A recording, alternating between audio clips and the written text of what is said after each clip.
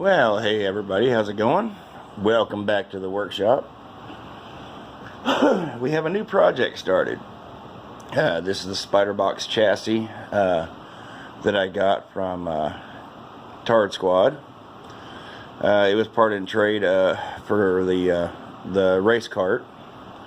Anyway, I've got just the front mount, that metal mount that here. I've got that pulled off because I'm going to make my own front end and mock it up, because it didn't have one. But when I got it from them, it's just a bare frame, no seats. It had the rear swing arm unattached, and it had the old motor over there.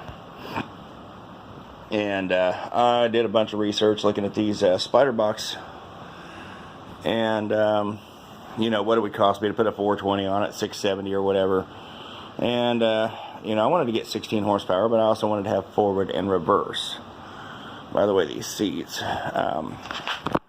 they're from Jegs. They're like 40 bucks and $10 shipping. They're not a bad seat, but I'm going to be removing these bars here so I can drop the seat down a little bit more and then run me a seat mount bar across and box it in with some tubing so I can drop the seat down just a little bit more. So, because I don't like how high they sit up, I want to drop them down just a little bit more, and then I can cant the angle back. But I was looking at engines and doing figuring and all that, and I actually looked at this race build engine I've got sitting here on the shelf.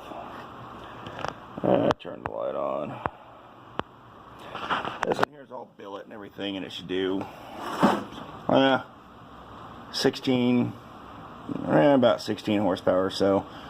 But then I have to get a flywheel, or not a flywheel, a torque converter and all that, and sorry, I was off, and a header. But that engine there, 200, 300, let's see, yeah, I got 300 bucks in it right now, and it cost me another $100 for the flywheel, and like 120, 130 for the torque converter setup. So I decided that ain't gonna work. But I've been looking for a while to find me an engine, and now we come into this thing. This is what I'm going to be putting on this cart. 250cc, 4-speed forward, 1-speed reverse engine, and come with the intake. And I have to buy my own carburetor, but it's already got the sprocket, and the sprocket fits the stock chain on the Spiderbox. But I'm going to have to run it back, hook a jack shaft up, and run it back forward because the chain has to come straight out of the back. And of course the wiring for it. But $350 there. That's with the CDI box, the rectifier, coil, and all that, and then another $30 for the plug.